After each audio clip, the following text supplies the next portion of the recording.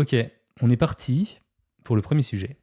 L'histoire que je vais vous raconter s'est passée il y a 8 ans, entre les mois de juillet et d'octobre 2014 en Afrique. Plus précisément au niveau du lac Ruiru, une étendue d'eau de 100 km² qui marque la frontière entre le Rwanda et le Burundi. C'est-à-dire qu'il y a une partie du lac en fait qui appartient au Burundi et une autre au Rwanda.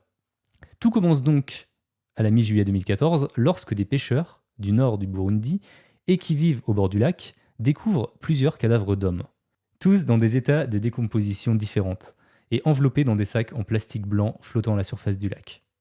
La découverte de ces corps provoque la panique des pêcheurs, non pas à cause des corps eux-mêmes, mais surtout parce que ces corps qui sont en décomposition peuvent générer des problèmes sanitaires et donc mettre leur gagne-pain en péril. Je vous rappelle que c'est des pêcheurs. La police locale, donc la police burundaise, récupère alors les corps et commence à enquêter. Mais d'autres corps continuent à apparaître durant l'été, tous enveloppés dans du plastique blanc. C'était quasiment toujours des corps d'hommes en décomposition, et je dis quasiment toujours parce qu'on a eu également celui d'une femme retrouvée dans le lac un petit peu plus tard dans l'été. À la fin du mois d'août, c'est pas moins de 40 cadavres qui ont été récupérés dans le lac. Officiellement, l'enquête de la police n'a pas donné grand-chose. Aucun des corps n'a été identifié. Aucune cause de décès n'a été trouvée. On ne sait pas non plus depuis combien de temps les corps avaient été dans le lac. La seule chose certaine, c'est qu'à la vue des circonstances, nous n'avons pas affaire à des suicides. Ça paraît logique, hein. On ne se suicide pas pour se mettre ensuite dans un sac en plastique. Vous imaginez bien. Pour les autorités locales, les corps ne sont pas burundais. Il s'agit de ressortissants rwandais et qui seraient morts au Rwanda. Le Burundi a affirmé que l'enquête relevait donc de la responsabilité du Rwanda. Cependant, en réponse, le Rwanda a indiqué que personne de leur côté du lac n'avait été porté disparu et que comme les corps étaient découverts au Burundi, c'était à eux de résoudre cette affaire. Le Burundi a également confirmé que personne n'avait été disparu non plus de leur côté de la frontière. Donc si on résume, pour le Rwanda, les corps retrouvés n'étaient pas de nationalité rwandaise, et pour le Burundi, nous n'avions pas non plus affaire à des Burundais. Les deux pays ont subi une pression internationale pour qu'ils mènent une enquête conjointe et transparente pour découvrir ce qui se passait au lac Ruiru. Mais chacun des pays se renvoyait la balle et essayait de décharger ses responsabilités sur l'autre. La police rwandaise a indiqué avoir interrogé des villageois et des pêcheurs vivant de leur côté du lac et ils ont déclaré qu'ils n'avaient jamais vu de corps enveloppés dans du plastique flotté sur le lac. Et donc pour la police, c'était aux autorités burundaises d'investiguer. Certains pensent que les corps ont été jetés dans les marais rwandais et qu'ils ne se sont retrouvés dans la partie burundaise justement à l'aide du débit de la rivière Kagera. Et malgré les affirmations du gouvernement, il y a certains villageois rwandais qui ont témoigné de manière anonyme et qui ont déclaré, un journaliste burundais, qu'ils avaient vu des sacs en plastique blanc flotter le long de la rivière vers le Burundi. Que l'un d'entre eux avait ouvert l'un des sacs pour y trouver un cadavre attaché avec une corde. Les villageois ne voulaient pas avoir d'ennui avec les autorités, alors ils n'ont pas signalé la découverte. De nombreux partis et personnalités politiques au Rwanda ont exigé que leur pays mène également une enquête suite à ces allégations. Alors, Indigo, mais les morts, on sait qui c'est, les familles dans tout ça? Pour l'instant, on n'a pas plus d'infos. Là, comme je viens de le dire, il y a certains villageois côté Rwanda qui auraient vu des sacs dans la rivière aller justement vers le Burundi. Mais le truc, c'est qu'ils l'ont dit à un journaliste burundais. Et du coup, est-ce qu'on peut faire confiance aussi aux journalistes? Je suis pas sûr. Il faut quand même savoir que le Burundi n'est pas non plus un pays étranger aux violations des droits de l'homme. Les disparitions forcées et les exécutions sont monnaie courante dans le pays. Et curieusement, les corps ont été enterrés du côté burundais très rapidement après leur découverte, avant que des efforts d'identification ne puissent commencer. Mais les autorités burundaises ont défendu cet acte en déclarant qu'il s'agissait d'une question de santé publique en raison de la forte décomposition. Ils n'ont même pas cherché à savoir qui c'était, ils les ont enterrés direct. Les responsables des villages et de la région où les corps ont été retrouvés ont également déclaré qu'ils n'avaient pas les moyens techniques et les ressources nécessaires pour procéder à des autopsies ou des efforts d'identification. Donc, effectivement, comme tu dis, ouais, Indigo, c'est chelou, mais c'est des pays pauvres. Et ils n'ont pas, je sais pas, le NCIS ou j'en sais rien. On n'est pas à la télé, quoi. Donc, ils voient des corps, ils les enterrent. Les corps ont continué à arriver, et l'affaire a pris une nouvelle tournure lorsqu'un groupe d'hommes est arrivé dans la nuit du 21 au 22 septembre en bateau pour tenter de déterrer 4 corps qui venaient d'être enterrés quelques jours plus tôt au village de Kwizagaza. Je crois que je l'ai bien dit. Les hommes ont été repérés par un villageois et ils se sont enfuis. Les experts au Burundi. Tout le monde doute de tout le monde. Ouais, c'est un peu ça. Et c'est compliqué en fait de savoir qui a tort, qui a raison pour le moment. Et le fait qu'il y ait 4 mecs qui arrivent en bateau en pleine nuit pour déterrer des corps, ça aussi c'est un peu bizarre. La police burundaise en a été informée et ils ont découvert une pelle et une bâche en plastique qui, selon eux, auraient servi à transporter les cadavres s'ils avaient réussi à les exhumer. Beaucoup ont accusé ces hommes d'être des soldats rwandais et ça a donc ravivé la controverse entre les deux pays. L'armée burundaise a par la suite été déployée dans le village pour garder les corps. Je veux voir un épisode des experts à Burundi. Moi aussi, le roi du sel, moi aussi.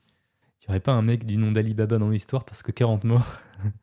Ouais, c'est pas bête. C'est vraiment pas bête. Et on continue. Après des mois de pression de la part d'ONG, d'organisations de défense des droits de l'homme, des États-Unis et de l'Union européenne, pour que les deux pays mènent leur enquête, les autorités burundaises ont finalement accepté une offre du FBI pour les aider à identifier les corps. Mais le problème, c'est qu'on n'a aucune information officielle sur les résultats des analyses, ni de la part des autorités locales, ni de la part du FBI. Comme si tout le monde s'en foutait en fait. Vous en avez entendu parler de cette histoire, vous ? L'affaire a pris une nouvelle tournure assez étrange le 30 octobre, lorsque 2 autres cadavres ont été découverts enveloppés dans du plastique. L'un des 2 était celui d'un enfant. La découverte a été faite par un pêcheur, mais lorsque la police est arrivée, les 2 policiers, les agents, lui ont ordonné, ainsi qu'au reste du village, d'ignorer ce qui venait de se passer et de ne pas signaler d'autres corps qu'ils pourraient trouver à la police dans la région, en argumentant qu'ils suivaient les ordres donnés d'en haut. Et depuis cet incident, on n'a pas eu beaucoup plus d'informations qui ont circulé sur cette affaire. Le 16 décembre, toujours de la même année, les 2 pays ont finalement accepté une nouvelle offre qui était cette fois menée par l'Union africaine, justement pour mener une enquête avec l'assistance médico-légale d'organisations non gouvernementales et certains autres pays. Cependant, comme avec l'enquête du FBI, j'ai rien trouvé sur les résultats de cette enquête. FBI, Federal Burundi Investigation. Elle est pas mal celle-là. Ouais, vous en avez jamais entendu parler. C'est fou ça quand même. Hein. On parle d'une 40aine de morts. Hein. En mars 2015, un capitaine de l'armée rwandaise, à la retraite, nommé David Kabouye, a été jugé pour possession illégale d'une arme à feu, incitation au soulèvement et diffamation. Lors de sa déclaration, il a également déclaré que les corps retrouvés dans le lac étaient ceux de personnes qui avaient été enlevées au Rwanda et en Ouganda.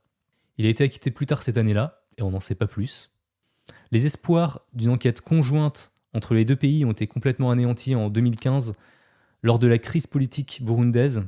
Les relations entre les 2 pays se sont détériorées. Et sur ce même lac, des Burundais qui, selon les autorités rwandaises, tentaient de passer la frontière, ont été abattus par des soldats rwandais alors que le Burundi accusait le Rwanda de kidnapper leurs pêcheurs pour ensuite les abattre. Le 31 juillet 2017, 3 cadavres non identifiés ont été retrouvés encore une fois, mais cette fois dans une rivière bordant les 2 nations. Les nouvelles les plus récentes que j'ai datent de février 2019, lorsque les corps en décomposition d'un homme et d'une femme ont été de nouveau retrouvés dans le lac, ce qui a suscité une grande inquiétude, car de nombreux habitants se souvenaient encore de la 50aine de cadavres découverts au bord de leur lac en 2014. Le 11 novembre 2019, un nouveau corps en décomposition a été découvert dans le lac, et le lendemain, le 12 novembre, les corps d'un homme estimé être dans la trentaine, et aussi celui d'un nourrisson. Ils ont été tous les 2 découverts en même temps. Ils n'ont donc jamais été identifiés, mais la police burundaise les a examinés et a déterminé qu'il s'agissait de victimes d'homicide. Malheureusement, c'est la dernière information à laquelle on a accès, et aucune de nos questions n'a été répondue. À ce stade, on peut seulement proposer des théories. Alors, parce que bon, si le Rwanda est impliqué, on pourrait penser à une sordide histoire d'épuration ethnique. En fait, ça peut être un peu tout et n'importe quoi, oui, ça peut ça peut très bien être ça. Ouais, c'est récent, il y a encore des trucs récents qui arrivent, ouais. Ou un tueur en série très prolifique. Ça fait quand même, moi je trouve que ça fait quand même très armé un peu, hein, quand même, hein. J'ai l'impression qu'il y a un des deux pays qui nous cache des choses, qui ne nous dit pas tout. L'une des théories indiquerait que les corps ne sont ni burundais ni rwandais, mais plutôt congolais.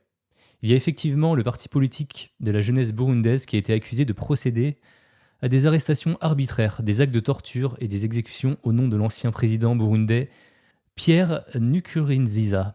Je ne sais pas si je l'ai bien dit là par contre. Pendant l'année 2014, ce parti a mené une rébellion qui aurait engendré un massacre entraînant la mort de 47 Congolais. La théorie veut que les victimes de ce massacre aient été jetées dans le lac Rueru au Burundi et que ces victimes justement aient été habillées pour ressembler à des Rwandais pour éviter les soupçons de la part du peuple congolais. Cette théorie manque de preuves pour pouvoir vraiment être vérifiée et n'explique pas les dépositions des villageois rwandais qui confirment avoir vu des corps dans des sacs en plastique se diriger vers le Burundi depuis leur rivière. Ce que je trouve dommage avec ce dossier, c'est qu'on a eu plus d'une cinquantaine de morts et que quasiment aucun effort n'a été fait par les autorités. Dans le rendez-vous de l'étrange, on peut parler pendant des dizaines de minutes sur la disparition ou le meurtre d'une seule personne, et dans ce cas précis, on ne peut même pas mettre de nom sur les nombreuses victimes. C'est comme si elles n'avaient jamais existé. Ce genre d'affaires nous montre vraiment la disparité entre le monde occidental et les pays pauvres, et même si ces pays nous paraissent loin et que leurs problèmes nous affectent moins, bah il est d'autant plus important d'en parler. Personne connaissait cette affaire a priori dans le chat, et moi j'en avais jamais entendu parler avant. C'est vraiment assez fou, je trouve. Donc voilà, pour cette affaire, je suis pas sûr qu'on connaisse un jour le fin mot de l'histoire. Je manquerai pas de faire une deuxième partie s'il y a du nouveau un jour.